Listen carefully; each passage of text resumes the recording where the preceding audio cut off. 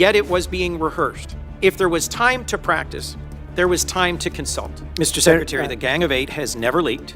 Despite the fact that we had kept this quite constrained, the truth of the matter is that this was leaked. This is not a policy disagreement. This is a senator looking the Secretary of State in the eye and accusing the Trump administration of hiding a military operation from Congress. They said removing Maduro was not on the table, but behind the scenes they were rehearsing it, month after month, strike after strike, briefing after briefing. And when Congress asked what was really happening, they were told one thing while the administration prepared another. That is not consultation. That is not transparency. That is not constitutional accountability. That is executive power moving in the dark. Rubio tries to defend it with leaks, with timing, with operational security. But Coons sees the hole in the story immediately. If there was time to practice, there was time to consult. And that is where this hearing turns into an accusation. But the point here that I want to make first is that it was rehearsed for months. The administration had a number of contingencies it was trying to navigate through. But over the course of months, when the administration was taking strike after strike after strike against drug trafficking boats, in several instances where senior leaders of the administration briefed this committee and others, we were told that military action to remove Maduro was not on the table, that the campaign to try and deter drug trafficking was not going to include the exact military action that followed. Yet it was being rehearsed. If there was time to practice, there was time to consult. And consulting with Congress is not just some high-minded principle, not some abstract thing, not a nice to have, it's a got to have. And look, the chairman opened by saying that this was limited in scope and duration, that it was executed flawlessly, and we should all be happy about the result. That much I agree with.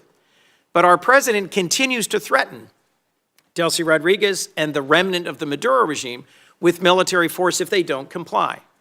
We should know what are the policies, what is the path, what is the plan forward. You and I both know the long and painful history of wars that began and seemed to be resolved and then opened up into excruciating, expensive, years-long conflicts.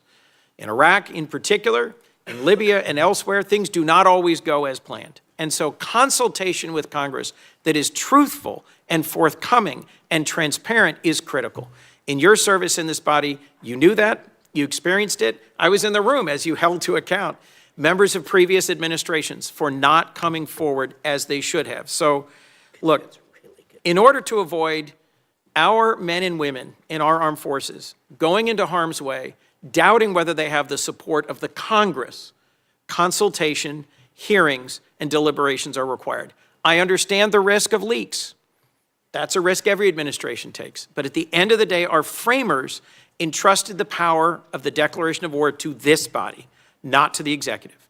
And where there is the time to consult, there has to be consultation. That is the contradiction. They had time to rehearse, they had time to prepare, they had time to run contingencies, they had time to take strike after strike after strike, but somehow they did not have time to tell Congress the truth. That is not a scheduling problem. That is a power problem. Rubio wants this to sound complicated. He wants it buried under military language, intelligence concerns, and bureaucratic fog. But Coons makes it simple. If the administration was practicing the removal of Maduro while telling Congress that removing Maduro was not on the table, then the issue is not just the mission. The issue is the lie. Because Congress was not asking for gossip. Congress was not asking for theater. Congress was asking for its constitutional role, and the administration treated that role like an obstacle. That is the danger here. Not just Venezuela, not just Maduro, not just one operation. The danger is a president claiming the power to move America toward war, then telling the people's representatives after the fact. That is how limited missions become long wars. That is how quick operations become years of blood and debt. That is how trust collapses. Rubio's defense is coming, and it sounds polished. It sounds official. It sounds careful. But listen closely, because he does not erase the contradiction.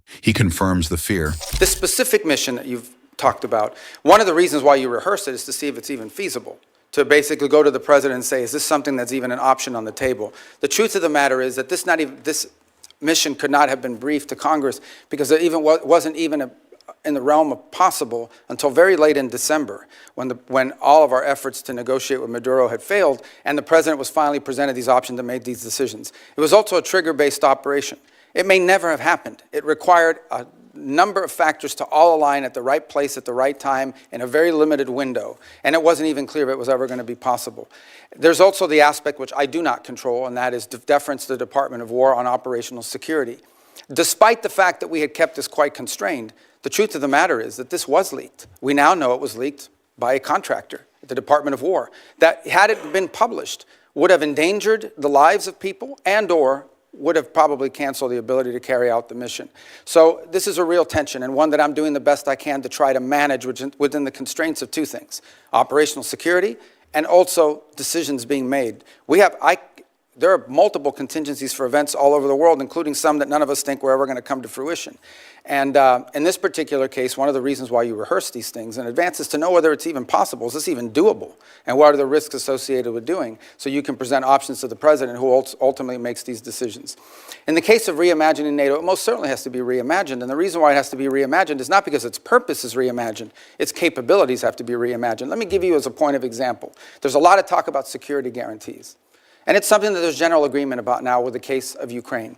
But those security guarantees basically involve the deployment of a handful of European troops, primarily French in the UK, and then a US backstop. But in fact, the security guarantee is the US backstop. It is not and I'm not diminishing the fact that some countries in Europe are willing to place troops in a post-war Ukraine. What I'm pointing out is that is irrelevant without the US backstop.